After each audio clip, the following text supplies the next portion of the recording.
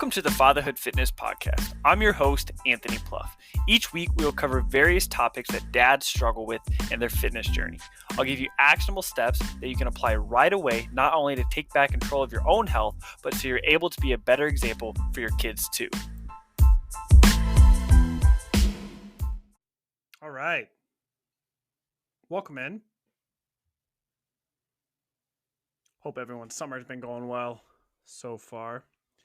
It's got a little bit of a heat wave going on right now. It's been a pretty mild summer overall. Lots of rain. It's been nice to kind of be outside.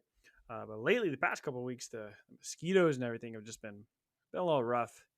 I think I've sprayed the yard 3 times this summer. We tried a new spray, trying to get rid of some of the bugs in the backyard a couple of weeks ago, and I don't think it did anything. So I went back to the original one that I was using. So hopefully that can be resolved, kind of be outside a little bit more. But this summer's been a little different, a little atypical for myself.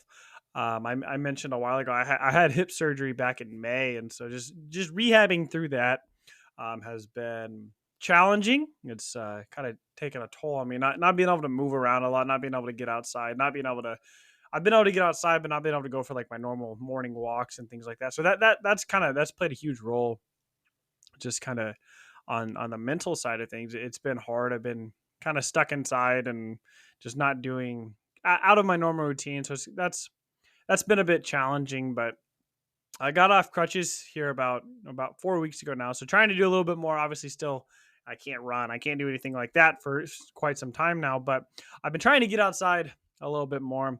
And over the past month, I've actually lost about 8 pounds. And in today's episode, I'm going to kind of lay out how I did that, why I did that, and then more importantly, like how you're going to be able to apply some of these things too. And so if you've been following the podcast for a while now, you know that I'm a big fan of tracking your calories. I'm a big fan of just getting data, right? You're tracking your workouts, tracking your sleep, tracking what you're eating and things like that.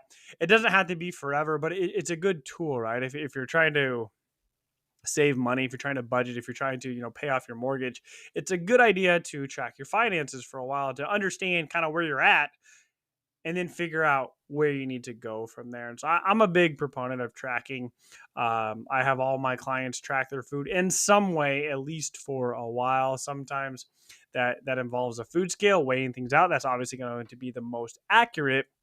But then taking things like pictures of your meals, or using a food journal, or just writing down things like that, just making it as simple as possible, figuring out where you are, and then tracking a little bit more accurately as you get closer to your goal. If you have a lot of weight to lose, you have more leeway to not be as accurate, right? If you're eating 200 grams of something compared to 225 grams of something, it doesn't really matter. That's what I said 225. That's a lot. That's a lot there. It was just a reference though, but it doesn't necessarily really matter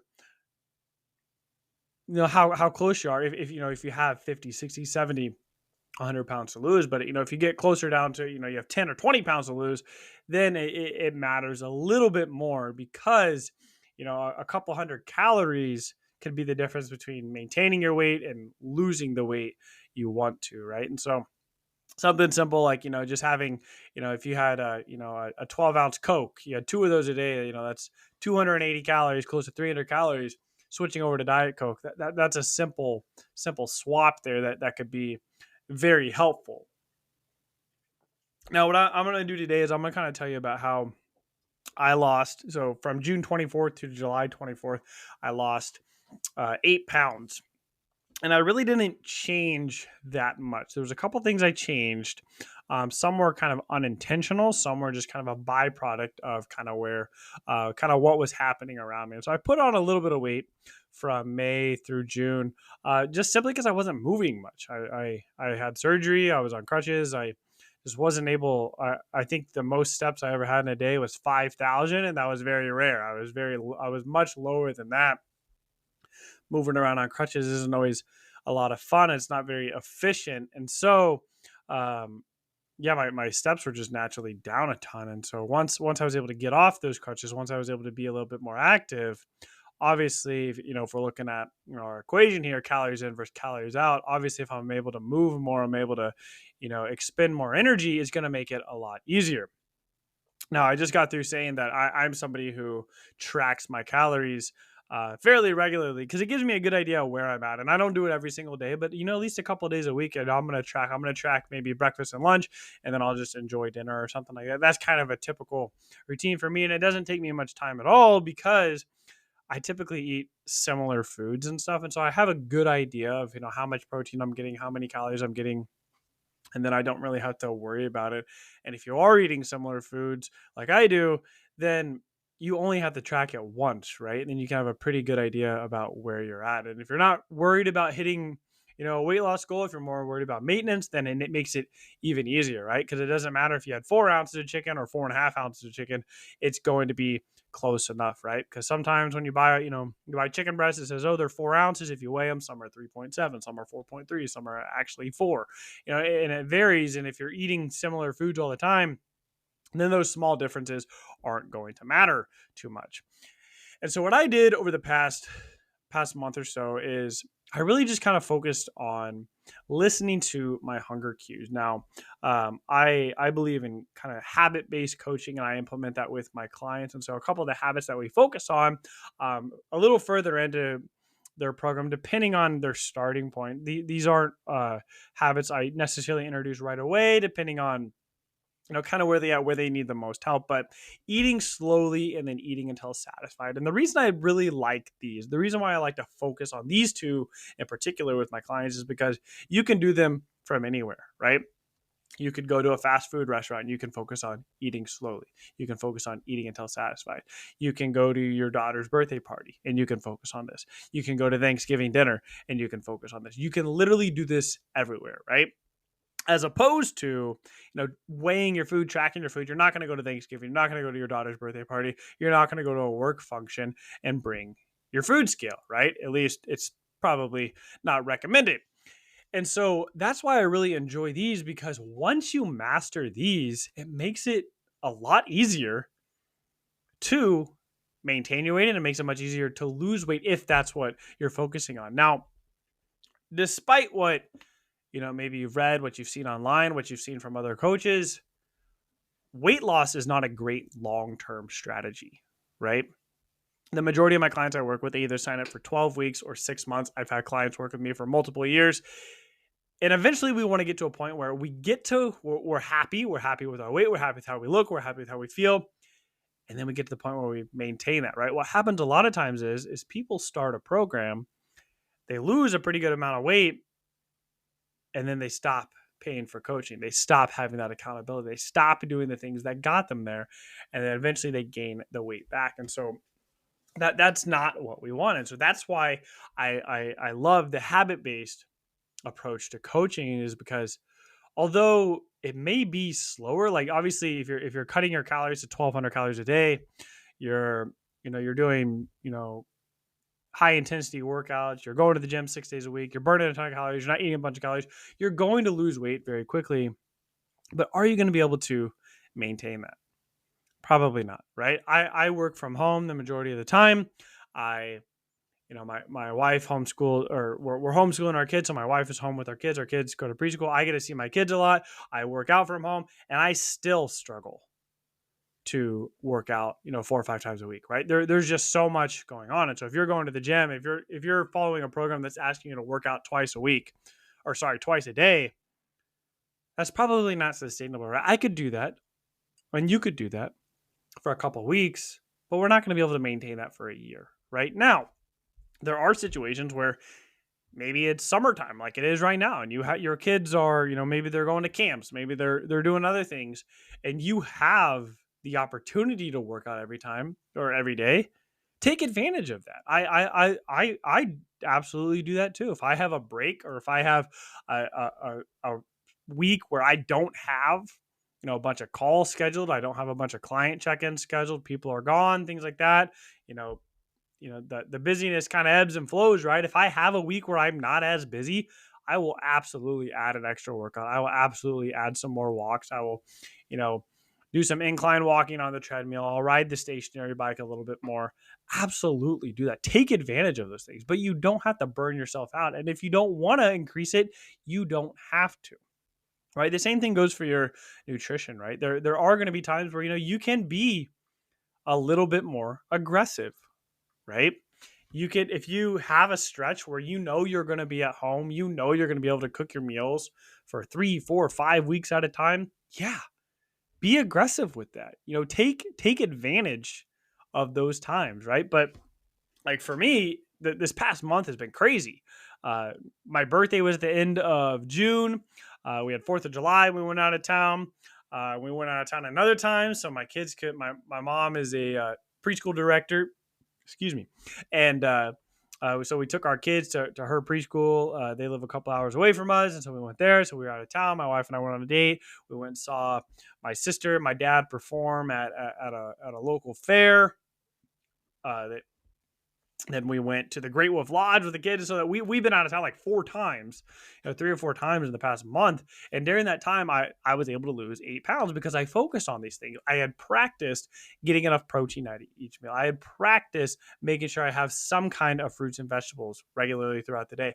I practiced making sure that I'm eating slowly. I practiced that I make sure that I'm eating until satisfied rather until full. And so these things I practiced over years that I can just turn on whenever I'm out somewhere, right? I can go to a restaurant and enjoy myself, and I can eat a little bit more one meal because I know that 80 to 90% of the time I am going to be on track. And one meal is not going to make or break my progress. Now, I told you I gained a little bit of weight while on crutches right after my surgery. One, some of it was intentional. I'd been working out. I couldn't do a ton of cardio and things like that, but I was going to the gym regularly. I was using the machines, mainly upper body, and I was trying build up a little bit of size and stuff. And I was able to, right? But with that, sometimes comes adding a little bit of fat to the equation as well. And for me, I added a little bit more than I would have liked, but I knew that I wasn't moving as much. And so although I was eating more, my movement was going down. So that obviously my calories in were going to be higher than my calories out. And so when the end of June happened, when I was able to get off my crutches, I was able to walk more. I was able to go on, not as far as I normally would, but I was able to do more cardio as I was able to ride the bike more. The past couple of weeks, I was cleared to start doing a little bit of the elliptical and things like that. So I'm burning more calories now. And so my eating hasn't changed, but I was able to start losing a little bit. I was able to start changing the other side of the equation there where I have more calories going out. And so it made weight loss pretty simple for me. I still focused on, getting enough protein in. And the biggest thing really was I was very intentional and I was very dialed in. I was very focused on, am I eating because I feel like I need to, or am I eating because I'm actually hungry? And that's huge. If you can get to that point, I promise you, you're going to be able to lose the weight you want to, and then you're going to be able to maintain it forever, right? A lot of times we eat out of habit, right? If you wake up in the morning, you feel like you need to eat before work and things like that. You feel like you need to have a snack before your workout. You feel like you need to have something after your workout. You feel like you need to have a snack after dinner. If you can get to the point where you're only eating when you're actually hungry and you're stopping when you're satisfied rather than feeling stuffed, the process becomes so much smoother. That's exactly what I do with my clients. We get there. It's a process. It's a process of eating slowly. We're rushed, right? You may only have 30 minutes for lunch. If you go grab lunch, you're gonna have to eat it very quickly before you get back to work, right? You're helping your kids eat. You're probably just snacking on things while they're eating and things like that. Especially if you got young kids, right? It can be very difficult, right? But if you can start to practice these things, it takes so much pressure off of dieting, right? And you never actually feel like you're dieting. My family and I, we have pizza night once a week. My sister and brother-in-law and their boys came over this week, and we had pizza for dinner. We had pizza for lunch, and we got a couple extras. So I had pizza for dinner that night too. So I had pizza twice that day. That's not typical. But typically we have it once a week, right? I love cheeseburgers. I try and have a cheeseburger every week. It doesn't always happen, but I would love to have a cheeseburger every single day. But I know that's not going to serve me well, right? But I don't tell myself I can't ever have it, right? I just try and have more nutritious foods most of the time. And that's really where you want to get to. That is my hope for you. If you can focus on thinking of food as a continuum, right? Some foods are better for you than others, right? Some are more nutritious, some are less. Think of food as on a continuum rather than good or bad. If you love cheesecake, awesome. How can we fit cheesecake into your meals? Is it going to serve you well to have cheesecake every single day? Probably not. If you like to have a few drinks in the evening, awesome. That's great. If you had a few drinks every single evening, would that serve you well? Would that affect your sleep? Would that affect your workouts? Would that affect your recovery? Would that help you stay within your calorie goal? You got to answer those questions, right? If the answer is no on those, then we got to work around it, right?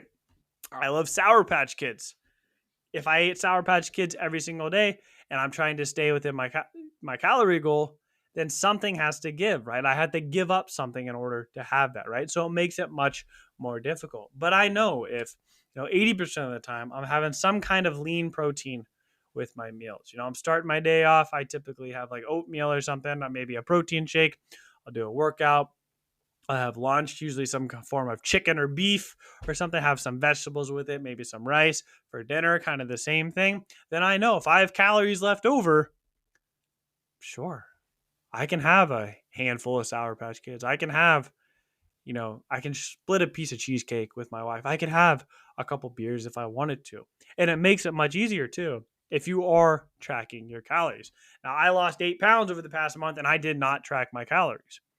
Typically, if I was going to lose weight, if I was trying to lose weight, I would be a little bit more diligent on tracking and just kind of knowing what's going in my body. But I knew that one, I was moving a lot more, and two, my appetite wasn't nearly as much. And so I started the month out not really planning on losing weight. A little bit, it did cross my mind, but it wasn't necessarily my intention. And then a month later, I was 8 pounds down and I really didn't change that much. I didn't change my eating that much. I listened to my body. There was a couple times where I knew I was going to eat and then I stopped and I was like, am I only eating right now because this is what I normally eat? But I wasn't actually hungry. And so I decided to just wait a little bit. There were nights where I would go to bed and I just did not, I had a very early dinner and that was the last thing I had. But I listened to my body. I questioned some of those things. Sometimes I'm hungry and I was like, hey, I'll just have a glass of water, see how I feel. An hour later, I was still doing okay. And I'm like, okay, I wasn't hungry. I was maybe just a little bit dehydrated. That happens a lot of times, right? If you're working throughout the day, you're stressed. Stress is going to increase, cortisol, things like that. It's going to make you feel a little bit hungry. If you're not sleeping, the more tired you are, you're going to feel hungrier throughout the day. And so sleep is super important. If we're not hydrated, we may feel a little bit hungrier sometimes. So hydration is super important. Managing stress, managing sleep, managing hydration, those 3 things right there can make it much easier to control portion sizes, right? And so tracking your calories, like I said, doesn't have to be forever, but it's going to help so much. I have done it for years now that I have a pretty good guesstimate about the size of, what is a portion size of when I have like mashed potatoes or with a steak and green beans like that. I've weighed them so many times. I've done these things. I have a pretty good idea, but I'm not perfect at it. And so that's why I always come back to it. You could go a couple weeks without tracking, check the scale, do some body weight measurements, things like that. If you're on track, great, keep doing what you're doing. But I highly recommend that you track maybe, one day a week or maybe one day every other week to make sure, you are on track, right? If you're tracking every single day now, you're trying to get off from tracking, maybe only track 4 or 5 days this week. Maybe then you go down to 3 days, then you go down to 2 days, then you go to 1 day, then you go to no days, and then you track for a day or two every once in a while, right? You don't have to track forever, but it is an incredible tool, right? Back to the finances, right? You're trying to budget, you're trying to save money, but you have no idea how much you're spending. You're just spending as much as you want. You think you're doing okay. And then at the end of the month, you see your credit card statement and you're like, wow, I went way over my budget here, but that probably could have been prevented if you were just a little bit more diligent. And it doesn't take a lot of extra time, right?